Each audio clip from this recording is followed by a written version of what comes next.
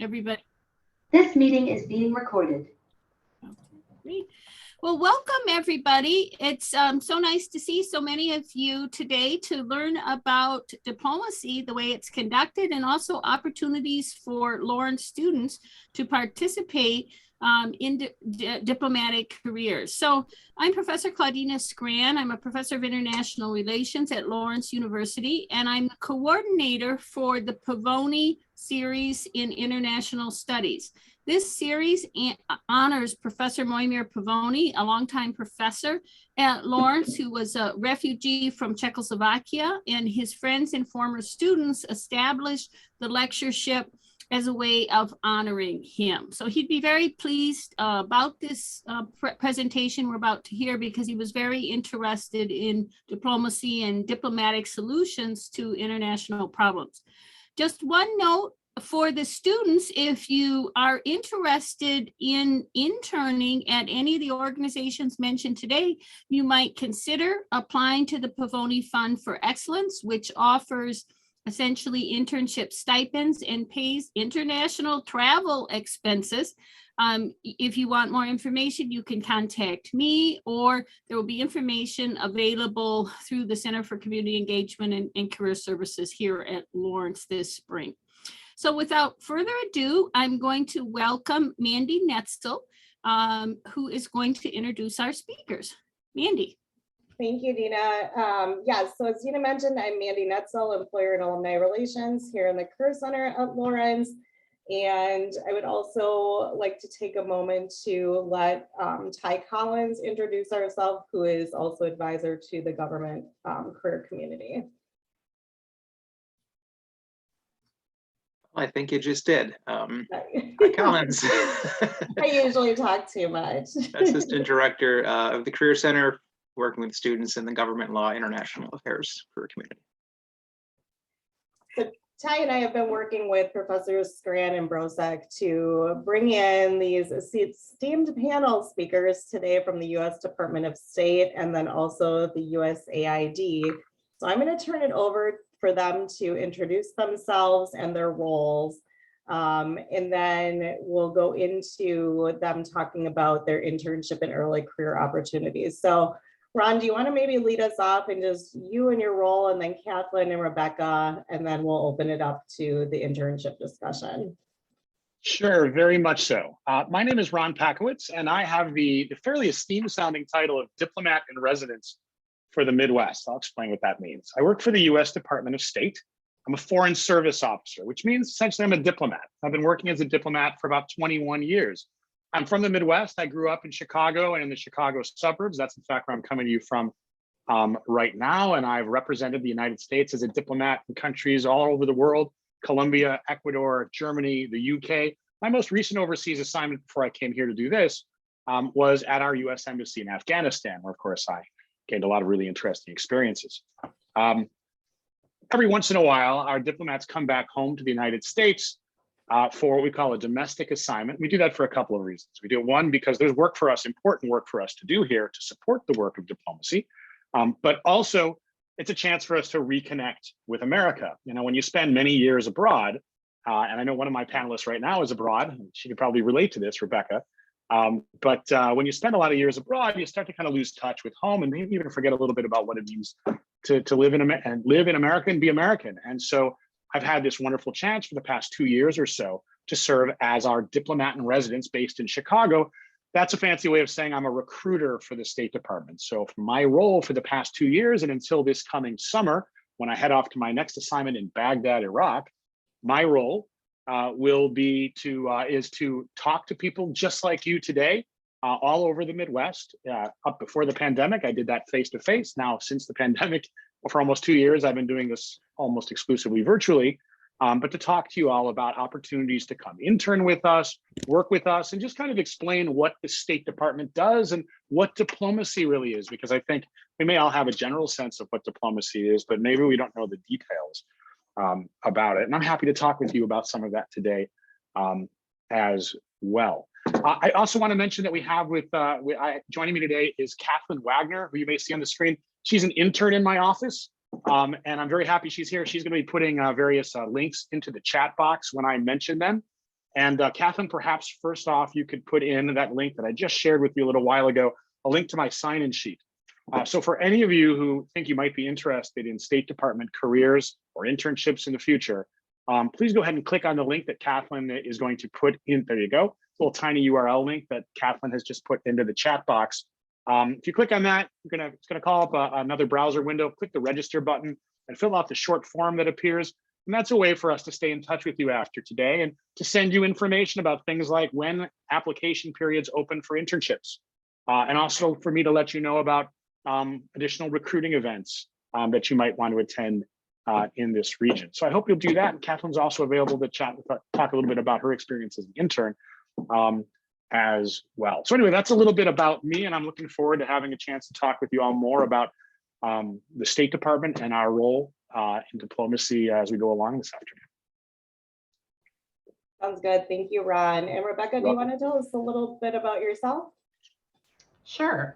Thank you. First, thank you for having me. This is, I'm going to let Ron be my guide as he's done this before, and I'm not a recruiter officially for USAID. I have been in USAID since 1992. I'm a Lawrence graduate, so so hi to all my fellow Laurentians. I got interested, I think, in international work probably starting in high school, when we had a number of AFS students who we hosted in our home. And I was also an AFS student to Jordan. But we had one from Chile, one from Faroe Islands, Australia, and a teacher from China. So I think that kind of got the bug into me. So when I graduated from Lawrence, I went to Middlebury College for Arabic training, and then I studied at American University in Cairo for a year, and that really sort of made me know that this was the kind of career I wanted to have. So in my career, my current job title is mission director. A mission director is someone who guides in support of U.S. foreign policy in a particular country, the assistance and development programs that we do in country. We have a staff here of about, we have a staff of about 100 people at Post, of which about 17 are Foreign Service officers. I've worked in Egypt twice. Our posts are generally 4-year tours, unless they're hardship tours, which are 2 years, and danger tours, which are 1 year. So Baghdad and Afghanistan would be 1 year for us. I've had the opportunity to work in Bolivia and in Croatia, in Russia before USAID got kicked out by Mr. Putin, and Ukraine, and I feel like I'm forgetting one. But anyway, and now I'm in the Dominican Republic. So USAID is the agency that delivers foreign assistance and humanitarian assistance. It's the primary one that delivers foreign assistance and humanitarian assistance worldwide. And I will be giving you some links both about USAID, and I'll also, when I talk about fellowships and internships, give you a link to USAID's career page that allows you to peruse the different opportunities to enter USAID. So great to be here, and I look forward to answering questions about aid and about careers, about living overseas, whatever people want to ask. Thanks. That's great, Rebecca. Thank you. And that was a great lead into the next section. So I want to spend 15 minutes talking about, because I know both organizations have both really good opportunities for students to learn and get some experience while they're still engaged in their undergraduate degree, as well as what we call emerging talent opportunities for recent grads. So maybe we can turn this next section over to talk about those opportunities, including some virtual opportunities, which is what Kathlyn's a part of right now. So Ron, do you want to kick us off there? Sure, I'd love to do it. Thanks. Love to do that. Thank you very much. Yeah, we have the State Department has a number of really remarkable internship and fellowship opportunities I'd like to talk to you a little bit about. And Kathlyn, I'll turn it over to you in a few minutes to talk about the virtual student federal service as well. So first, I think the internship program that most people are interested in hearing about first is fairly blandly titled the Department of State Student Internship Program. But that's kind of our flagship program in a typical year. And I should say that we're not in a typical year right now because of the pandemic. But in a typical year, we will bring in more than 1,000 students to our headquarters in Washington, D.C., or to our embassies and consulates all over the world for a 10-week internship that runs either the length of a summer or, if you're able to get off campus for a semester, fall or spring. And it is a chance to work right alongside my fellow diplomats, either in Washington or overseas. And sometimes actually, I'll admit, filling in for some of us over the summer sometimes when we're away from our assignments. Summer is when diplomats tend to transfer from one place to another, and there's often a gap, and we sometimes turn to our interns to perform some of the tasks that we might do. So it is a chance to really do some of the hands-on work of diplomacy. You might very well attend meetings with senior embassy officials or with officials in Washington to talk with our counterparts in other governments about issues that we're working on together. You might especially get involved in logistical planning for visits by high-level Washington officials. If you happen to be an intern at a US embassy where the Secretary of State or one of our other senior officials is visiting, you will often be involved in putting that together. A great deal of diplomacy turns out to be logistics.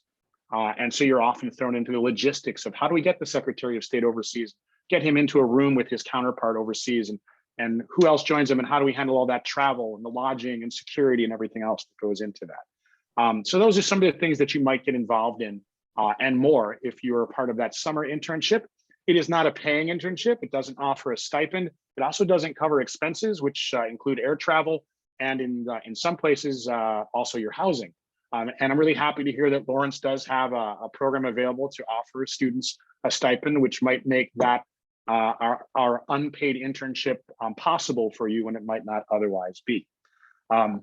We have a smaller paid internship program called the US Foreign Service Internship Program. And Kathlyn, I don't know if you happen to be on our website, but if you are, please go ahead and plug in links to each of these as I'm talking about them. The US Foreign Service Internship Program is an internship in which we select 40 outstanding students from all across the United States for a 2-year program. It runs 2 summers, I should say. So one summer we will bring you to Washington, D.C. for training and to work alongside my colleagues at our headquarters. And then the following summer, we will fly you to one of our embassies overseas and to work alongside my colleagues there. And this is, again, a paid program. We pay you a salary while you're there. We also cover your expenses, including travel and housing. And it really is kind of that the U.S. Foreign Service Internship Program is really kind of a way of joining the State Department family because it's a long-lasting program and because it really is a very selective program. We also have, as I mentioned, a virtual internship program. And Kathlyn, can I turn it over to you for just to take a minute to let everybody know about the VSFS that you're part of?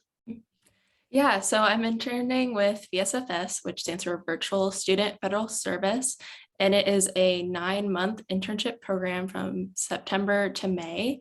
It is unpaid and up to 10 hours a week. And the great part of the internship is it's super flexible and gives the opportunity to intern with all kinds of different agencies with the U.S. Department of State. Last year, when I applied in July, I think there was something like 1,000 projects to scroll through and then apply for my top 3. Great, thank you, Kathlyn. The State Department actually began this program, and so we administer it. It's on the State Department's website, the application. However, it has since been expanded to the entire federal government, and so there are opportunities to serve as a virtual intern through this program. Through all kinds of agencies across the federal government. As Kathlyn mentioned, it runs the length of a school year, about 9 months from around September through May. Applications open up for that program in July. You go to the VSFS website that Kathlyn just put on the chat box for you. You look up hundreds, maybe even more than 1,000 possible internship projects that you can be part of. And you submit an application. You might be interviewed by the person who runs that project, and then that person makes selections. And I was very happy to interview Kathlyn and select her for the internship this year, along with 2 other students who are also working with me on recruiting and helping put together events like today's. We also have some, and if I'm running short on time, Andy, please cut me off, but I want to mention a couple of fellowship programs we have, which go really beyond internships, right? So every year we select 45 people each for the Pickering and the Rangel fellowships. These are two similar fellowship programs for graduate students. If you're selected for the program, the State Department will pay for 2 years, a 2-year graduate program in international affairs, political science, foreign languages, or anything else that is related to the work of diplomacy. The first summer of the program, we bring you to Washington, D.C. for a paid work experience there. And then the following summer, we send you overseas to a U.S. embassy for another paid work experience. And then when that's all over and you get your master's degree, we hire you as a foreign service officer. So these two fellowship programs are actually alternate channels for graduate students to come work for the State Department as diplomats. If that describes you or will describe you in the near future, I encourage you to take a look at the links that Kathlyn's putting into the chat box. I should also mention that you are all always welcome to contact me directly by email. And Kathlyn, maybe you can throw that in there as well at my email address, dirmidwest@state.gov, and we can talk one-on-one about these programs as well. I want to mention one other fellowship before I hand things off. We have a similar fellowship available for computer science majors and other STEM majors who are interested in IT careers with the State Department. As I mentioned, a lot of the work of diplomacy is logistics, and a lot of that logistics involves technology. So we have jobs for people who have expertise in information technology, which I don't have, and who are interested in coming to work in the Foreign Service, serving overseas and in Washington, just like I've been doing for my career, making it possible for all of us and the State Department to communicate securely with each other. And that program also is open for graduate students interested in computer science. It's also open to undergraduates who are interested in being part of the program for their junior and senior years. So if any of you happen to fit into that category and are interested in that program, I really encourage you to get in touch with me so that we can talk about it. Thanks. That's incredible, Ron. And then all of the deadlines can be found in those links, correct? Yeah, so for the graduate fellowships, the deadlines are, if the deadlines are already mostly passed for next year. And for the Pickering and the Rangel fellowships, they're gone. For the IT fellowship that I mentioned, the deadline is coming up in 3 days. So it's probably a little late to be just getting started on that. But for people who are interested in applying next fall, for the fall of 2023, if that's when you would like to be part of the program, I encourage you to start looking at that now, because it takes a while to put together a quality application. And so that's why I really encourage you to look into it and get in touch with me. Sounds good. Ron, if I could just jump in, because I know some students might be asking this. So obviously these are US government positions. So are they limited to US citizens? May green card holders apply, or what are the citizenship requirements for these positions? So I'm really glad you mentioned that. I probably should have mentioned that right, or stated that right off the top. So all of the things that I'm talking about, with the exception of the virtual internship program that Kathlyn is a part of, all of these programs I'm talking about require US citizenship before you can apply. So for somebody who's a resident, a green card holder, it's still, I'm perfectly happy to be talking with you about this with an eye towards your future. Many times I talk to people who, are interested in these opportunities, but maybe 5-10 years down the line. When I first learned about this job in college, I thought I want to do this, but I didn't start the job until 12 years later. And so if you're a US resident or even here as an international student, but you can picture being a US citizen at some time in your future, I'm very happy to talk with you about that. I do want to mention also that for international students who, after they finish their degrees, plan to go back home, each of our US embassies and consulates all over the world, we hire local citizens to do a lot of the legwork of diplomacy. And those are fantastic jobs. And without them, we couldn't work as diplomats. I get to a new US embassy, I may speak the language, but I might not know the nuances of it. Or I may have some understanding of the culture, but again, not understand in the nuances. Or maybe I need to be introduced to local government officials so that I can start talking to them to do my job as a diplomat. I rely on all those local citizens who work at our US embassies. Those are great jobs too for international students who plan to go back home. Thanks. That's a great point, Ron. Okay, Rebecca, I know that USAID also has amazing opportunities for students while they're in school, so I'll turn it over to you. Yeah, so let me know if this makes sense, but I wanted to give a little bit of background about USAID because I know that when I was in college, I didn't really know what USAID was. I think that people are more connected now and know more about it, but if that would be helpful, I can give a couple-minute overview. We're not as big as the State Department by a long shot. We're about 11,000 employees total, and that's civil service as well as foreign service and our host country nationals. We are 60 years old, and we just hit our 60th anniversary, and I'll put up a link. We were created by John F. Kennedy when he signed the Foreign Service Act into law in 1961. And it is, see, I get goosebumps when I talk about it, because when you know the history and you know why the US government does assistance to both build prosperity in the world and to support our country, I get goosebumps. So anyway, what we do and what our job is to do is to transform. We partner with host countries, which are the countries that we're working in, to transform families, communities, and the country so that they can thrive and prosper. Whether it's by preventing the next global pandemic, responding, remember Ebola? Well, that didn't get out of hand. We worked a lot on that. Responding to devastating earthquakes, hurricanes, helping farmers access tools for businesses. We work in more than 100 countries in the world, and we still have the same overarching goals that Kennedy outlined 60 years ago, which were to address the world's most pressing problems. So development is fundamentally concerned with establishing conditions that bolster long-term economic growth and social growth, and it's the result of many decades of institution building and human capital formation that promote the investments that raise productivity, equity, health, and human rights across countries. So, so it's a huge, we have a lot of sectors that we work in to do that, and it's a huge job, and it's fun, and it's a challenge every day.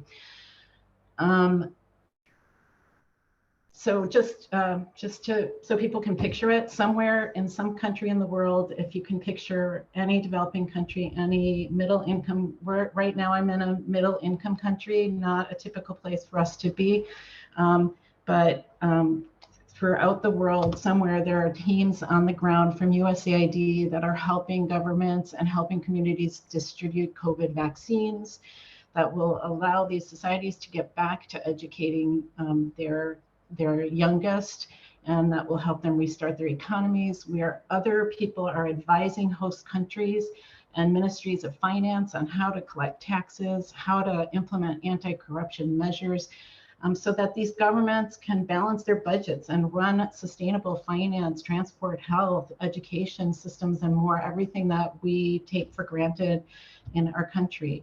And other people are doing scientific research, academic, agricultural research to help identify drought-resistant crops, to bring water to drought-filled areas, to address climate change.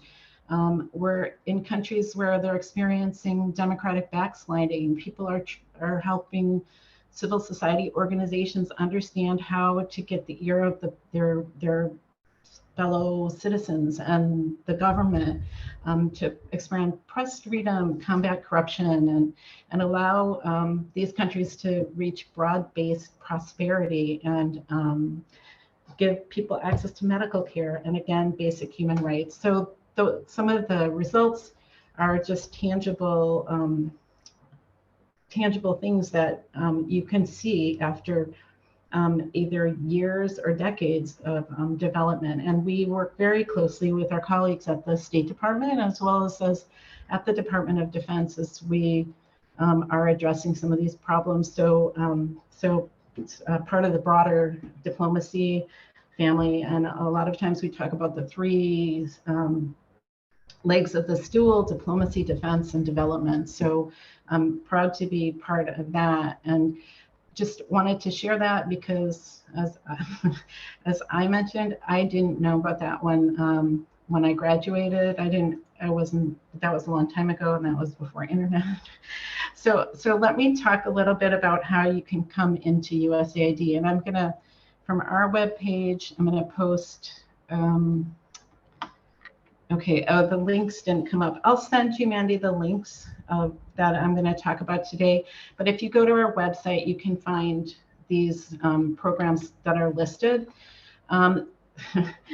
Probably less exciting title than the one that Ron talked about is the internship program. That is some of these are US government wide, and I've tried to identify the ones that are US government wide versus the ones that are USAID specific.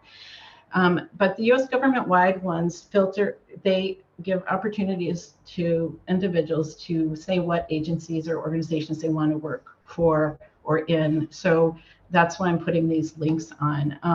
The specific fellowship program that is for USAID, which is like the ones at the State Department, is the USAID Donald M. Payne International Development Graduate Fellowship Program. Like the two that Ron mentioned at the State Department, they will pay up to $100,000 in benefits over 2 years as students enter graduate school and have internships, and they undertake professional development activities. And then when they're done, it's as Ron said, it's a way to enter the Foreign Service through USAID and enter the USAID organization. So you can apply from the senior year. I think I sent that to the Career Center last fall, and then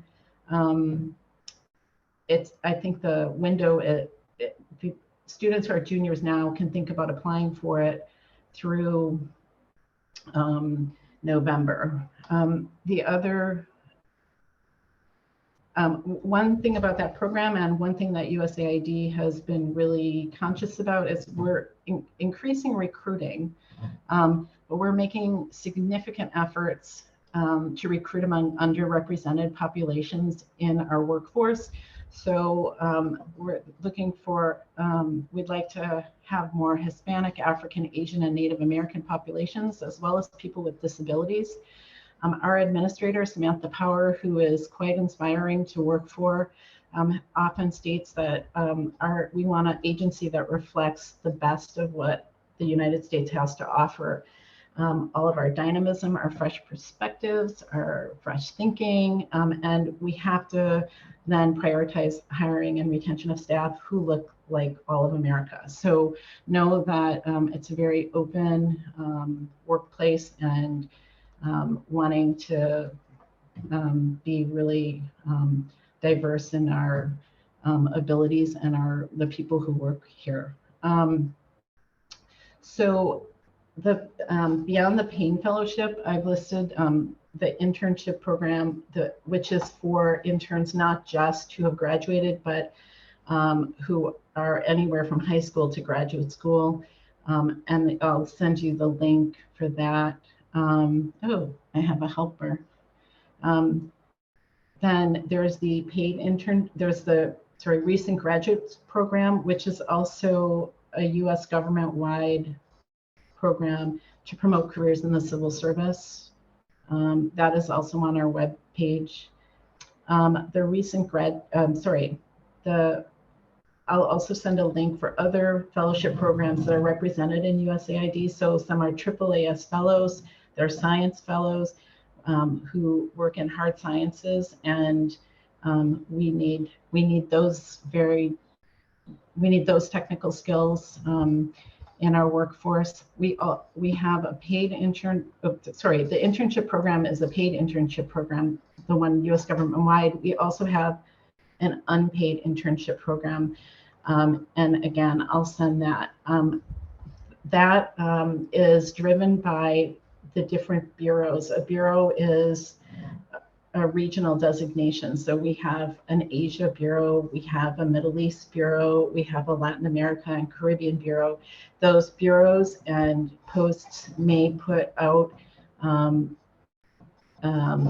application opportunities for people to apply to work, and those will be on the website. The other ways I wanted to mention that are good ways to get into the Foreign Service and USAID in particular are through experiences working with nonprofit organizations, non-governmental organizations, and companies, contracting companies that bid on programs that we do in various technical areas. So for example, if we wanted to do a forestry project here in the Dominican Republic, we would design a program in-house. We would put out a contract, and the contractor would look for talent that have that experience. One great website for looking for jobs is called DevEx, D-E-V-E-X. And they are specifically focused on foreign assistance. And the other really great place where we get a lot of employees is out of the Peace Corps.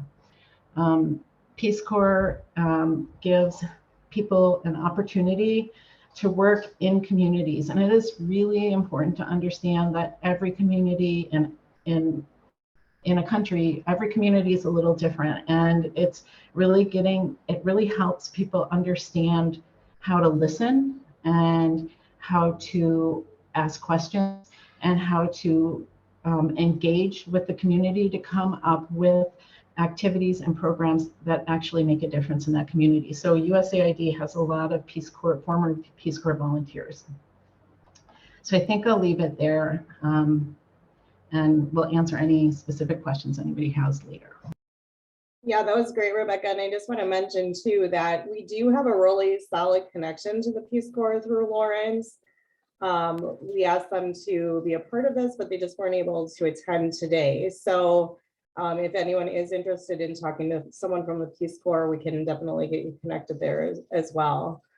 But there are just so many opportunities, and I don't know that we'll have time to go into specific application processes for all of them, but maybe if you could both, or the three of you, just touch on kind of what some best practices are for applying for these types of jobs, what you can kind of expect. I know that the application process can sometimes be a little bit longer, and that there are specific things that you'll have to be aware of. So Ron, do you maybe want to start us off there? Absolutely, thanks. And I think maybe the first thing to talk about is, what are we looking for?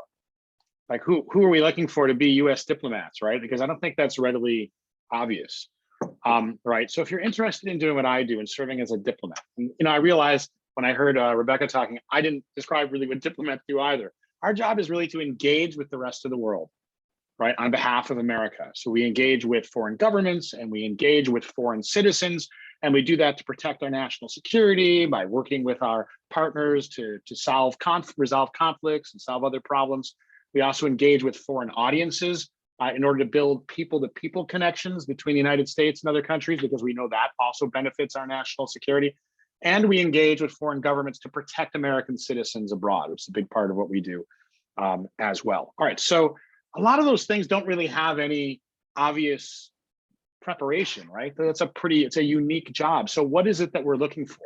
What we're looking for really we are looking for unique people, but we're looking for people with a very broad set of skills.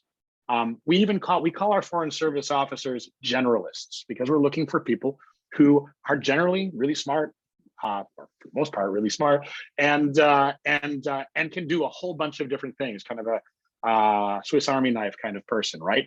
And so if you happen to take a look at that link that I just shared with you to something that we call the 13 dimensions, that's a list of what we're looking for, right? And you'll see they're very broad skills, right? So we're looking for people who I'll highlight a few of them. We want people who are culturally adaptable, people who can work in different cultures successfully. That's one reason why, just like Rebecca mentioned with USAID, there are a lot of returned Peace Corps volunteers who come to work in the Foreign Service, because they have that cultural adaptability, of course.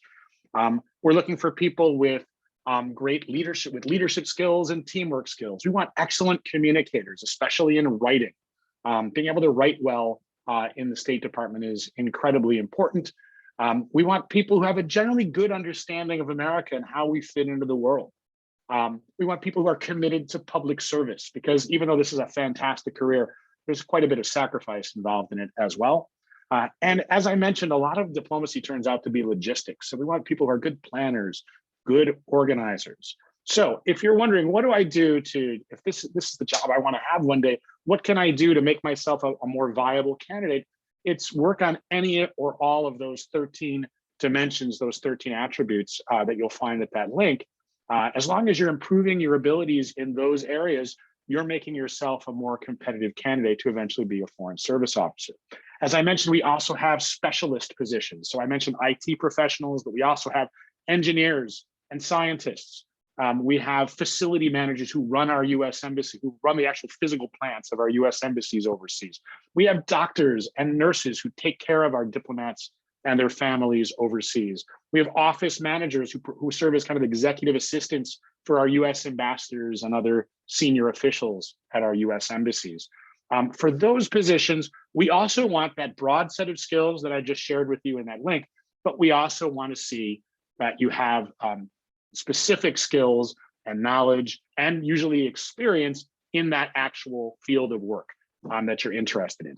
But you can take a look at all of those opportunities, whether it's to be a foreign service officer or generalist, or if you're interested in one of those foreign service specialist opportunities that I was talking about. The hiring process to be a foreign service generalist or officer, as well as for several of those specialist positions, begins with a test. You sign up, you take a test. It's a computer-based test. It's offered all over the country in about 600 locations and actually all over the world. And it is a test of your general understanding of America and how we fit into the world, questions about American and world history and geography and culture and society, questions about American music and literature sometimes, economics, math, you name it, it's there. We also test you significantly on your English language ability because, as I mentioned, that's a really important skill for a diplomat. If you pass that test, next step is for a panel to review your candidacy, your application, and the very best candidates are asked to come to Washington, D.C. for an all-day job interview called the oral assessment, which is actually kind of fun. I did it 4 times before I was finally hired. And the very best candidates there are those who pass that assessment. They're on the home stretch, and a few more things have to happen. And eventually we might ask you to come to Washington to start your training and your career with us. That whole application process from start to finish can go anywhere from 9 months to more than a couple of years. And in my case, as I mentioned, I applied for this job 4 times over more than 10 years before I was finally hired. So for a lot of people, this is something that you need to persist with. You need to be persistent to make this happen. I really wanted to do this job, so I persisted and it worked out. I'm really glad I did. Could I just interject just two quick questions? One, you didn't mention languages. You said written communication, but could you talk a little bit about studying languages other than English? Yeah, so speaking a foreign language can be really helpful, both as a diplomat, but also in our hiring process. For one thing, it demonstrates that cultural adaptability that I was talking about in a really big way. If you not only speak a language, but have actually operated in that language, maybe by going to school overseas or an internship or worked overseas using a foreign language, that's a great example of your ability to work in different cultures. And that could be really helpful to you in our hiring process. There's also a slight point advantage during part of that, that assessment process that I was talking about if you have fluency in one of a number of foreign languages. But you don't have to speak a foreign language to apply for the job, and you can get hired without it. And I'm a perfect example of that. I had high school level Spanish when I started this job. Our thinking is if you have those skills, that broad set of skills that we're looking for, we'll train you to speak a foreign language. And so sure, right off the bat, as soon as I started the job in March of 2000, I was given 7 months of Spanish language training and sent off to Ecuador. And I've spent 9 years of my career speaking Spanish as a result of that. And some of us will learn 3, 4, 5 languages during our careers, which is a real perk, right? It's one of those great things about this job, if that's something that excites you. Thanks for mentioning that.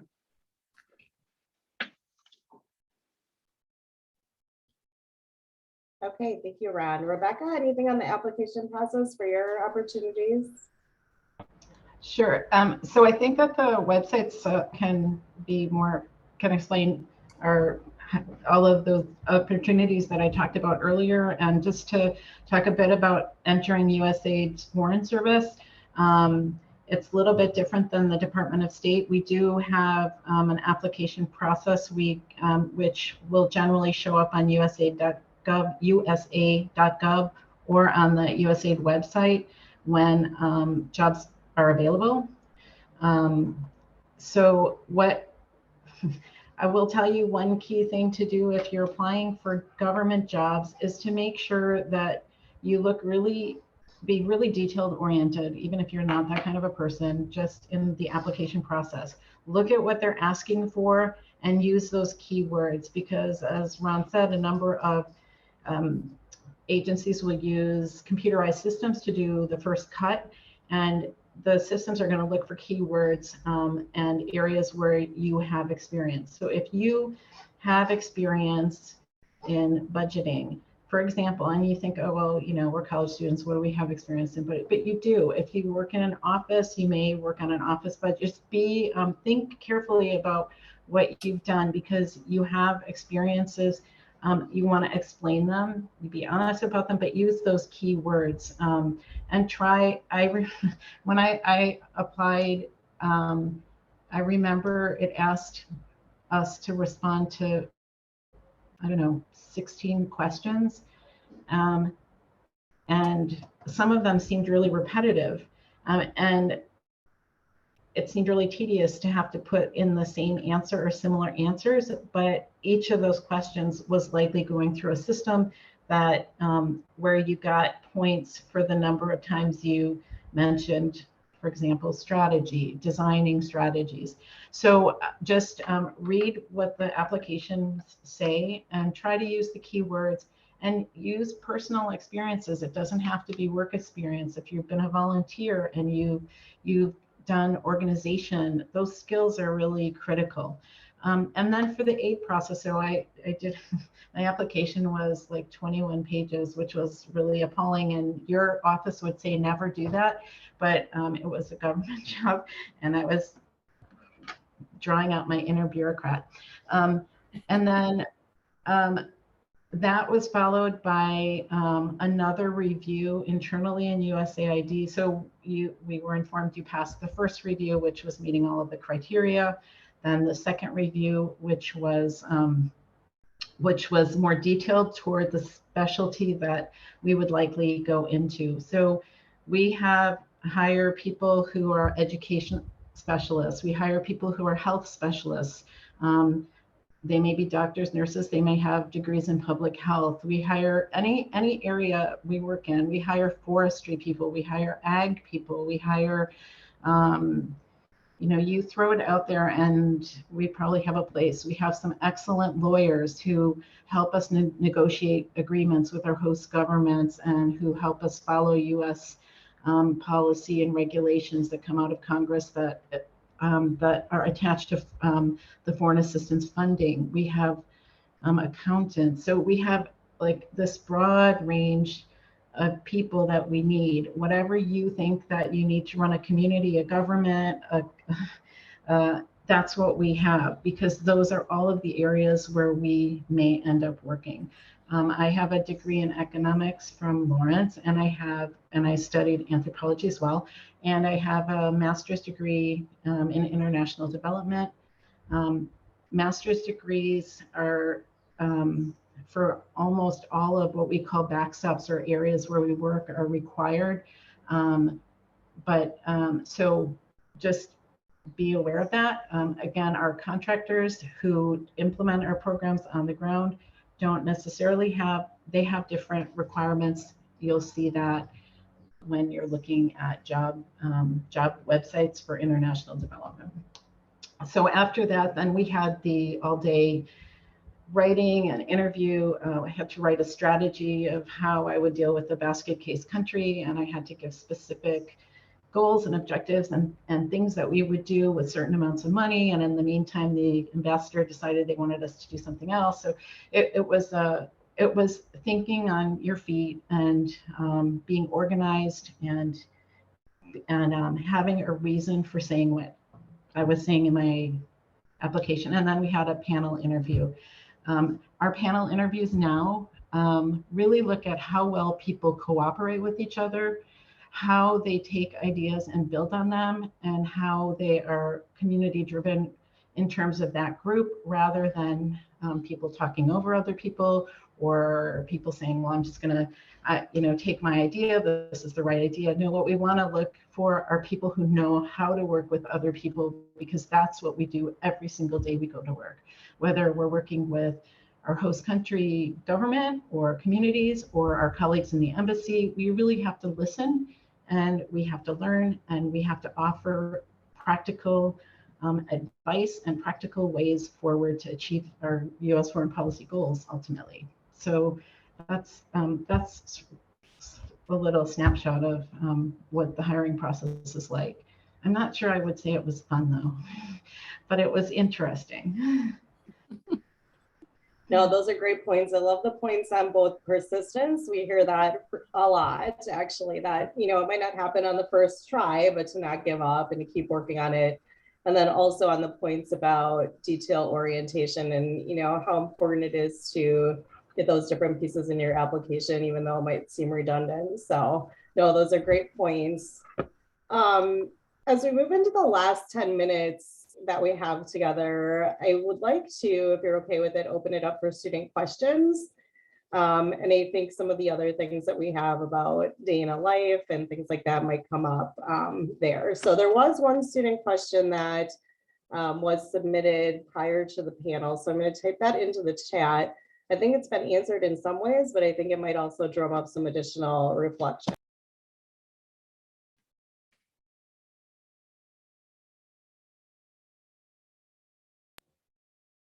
Sorry, I muted myself. What experiences helped you prepare for your positions? So Mandy, the question you have in the chat box refers specifically to internships. Yeah. Is that what you want us to address? Sure. So I'll start if it's okay. So for our interns at the State Department, we're looking for more or less the same qualities we're looking for in somebody who eventually comes to work for the Foreign Service. Obviously in lesser amounts, because we know that you're students and you've had fewer experiences, but we're still looking for people who have leadership skills and communication skills, who have had experiences working with other cultures, not necessarily overseas. In the United States, we're fortunate you can experience working and being part of different cultures sometimes down the street. But we're looking for people who are willing to get out of their comfort zone, I guess is another way to put that. And some commitment to public service, which I acknowledge can be difficult to show when you're a sophomore in college. But anything you can do to illustrate those same attributes that we want to see in a member of the Foreign Service when they come to work for us permanently, that's what we're looking for in an intern. In addition, I'll mention this. One, our internships have a minimum GPA, so you got to do pretty well. I think it's 3. I don't recall. One of them is 3.0, one of them is 3.2 out of 4. So you have to do reasonably well in your classes. I mentioned the Pickering and the Rangel Fellowship and the IT Fellowship, and also that smaller paid internship program, the U.S. Foreign Service Internship. Those programs, as Rebecca was talking about, part of those programs are in part intended to help us make the State Department more closely reflect America as a whole. And so in particular for those programs, we're looking for people who may have some financial need or may have experienced some kind of adversity. That's not something you can make happen for yourself, I recognize. But in terms of preparation, it's those same 13 characteristics that I was talking about earlier. Thanks. Yeah, I don't have anything to add. I think we're looking for similar qualities. We need adaptable people, and as Ron said, community working in other cultures in the U.S. also adds value to your application. So whether you're working with refugees or in other areas similarly, it's a great thing to do. Dina, did you have a question? Well, let's just give the students a chance. I can always jump in. Go ahead. Well, if people don't have a question, I'd just like to hear what's the most rewarding thing about your job that you haven't mentioned, I guess. You want to go first, Rebecca? Share some goosebumps with us. I know I'm kind of nerdy and get goosebumps over YouTube videos. No, yeah, watch the Kennedy video. I attached the link, but I didn't say what it was. Yeah, I mean, like the most rewarding thing is, I think we probably have the best U.S. government jobs in our country. No, I mean, I think, you know, you go to things that call to you, right? And I would tell anybody who wants any career, go to something that you're really interested in. The best part of my career is I haven't gone after things that would get me promoted. I haven't gone at, what I've done is I've really looked for jobs that are good for my family, because this is a family, you take your family with you. Your family is subject to everything you're subject to, only more so because they don't go to work in a community, in an embassy, or in a community of people who work and think the way you do. So just, you know that it's an adventure. I have loved, there's something about all my posts that I have loved. There are things about my posts that have been really hard, but I loved each post for completely different reasons. Just love getting to get out in the country and talk to people and listen to what's working for them, and know that we're helping them be able to have better lives and to be able to build better lives for themselves. And then that when we're done, they will still have sustainable economies, sustainable institutions, sustainable. So that is the goal. Our goal is to work ourselves out of jobs at USAID. But there are constant challenges, and we're going to continue to work to meet those challenges. So I'm thinking of, like, one time I went to the middle of nowhere in Bolivia, that was in the middle of mountains, and like this teeny tiny village, and you know, danced with the community with bread that they gave me that had faces on it. And just, your experiences are so unique, and everybody's are so different. So I just, you know, what a fortunate life I was prepared for at Lawrence, and that I've been able to have with the U.S. government and the Foreign Service, and I get paid to do this. I mean, don't tell them, but I would do it for a lot less. It's a good job, and there's bureaucracy, and it's not all fun, but it is good. It's interesting. It keeps your mind active. I don't think I'll have Alzheimer's anytime soon. So yeah, it's a great place to work. Rebecca, I've got Sorry, kids in college. I've got kids in college. I can't afford a pay cut.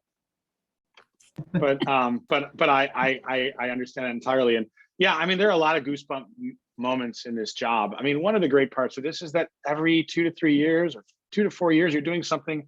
You're not only moving to a new place, you're doing something new. You know, as a Foreign Service officer in the State Department, there's a wide variety of jobs that we do. And so the job I'm doing right now as a recruiter is nothing like I was doing as a diplomat in Afghanistan. And when I go to Baghdad, Iraq in June for my next assignment, my job there is not going to look anything like this either. And that's really exciting, and it keeps me motivated. You know, we all get into kind of a rut sometimes when we're at work. But in this job, whenever I get in that rut, I think, well, there's light at the end of the tunnel. I'm going to be doing something very different in the not too distant future. And that's really exciting.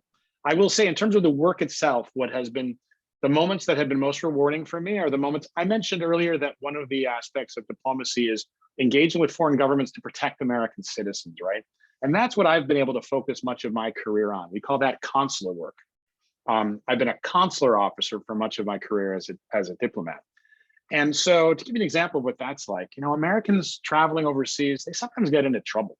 Picture like an American tourist or a family who's traveling overseas in a country where they've never been and where they don't know anybody and where they don't speak the language, and something terrible happens to them, right? Somebody in their family gets very sick, or somebody in their family is arrested.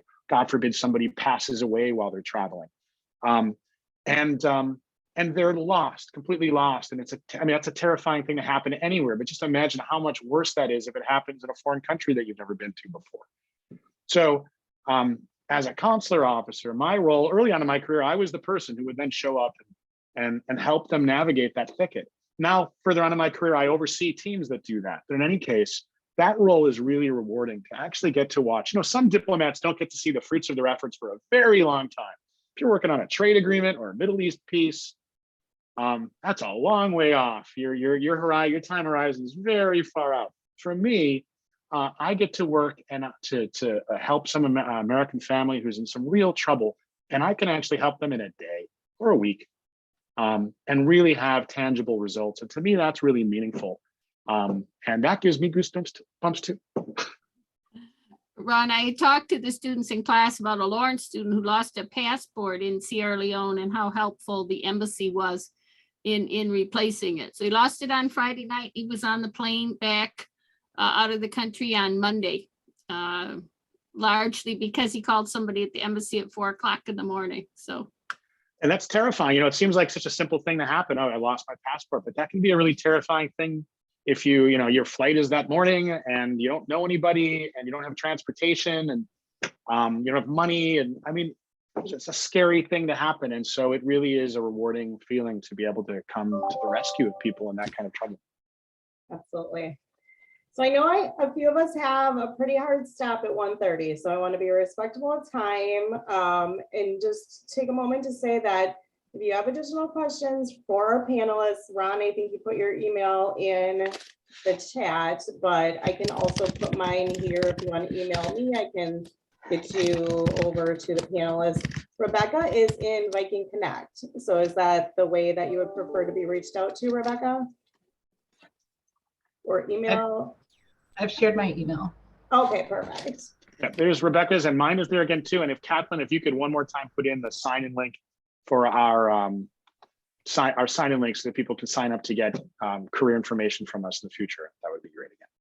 Yep, and Ty and I will work together on putting all the information together and getting those links out to students that have attended. But thank you, Ron and Kathlyn. Thank you, Rebecca. Thank you, Professor Scran, Brozak, and Ty for helping put this together. It was amazing as usual. It was wonderful. Thank you so much for inviting us and for such a great session and such wonderful questions. And I really enjoyed the last time we did this and this just as much. And I'll enjoy the next time too, I hope.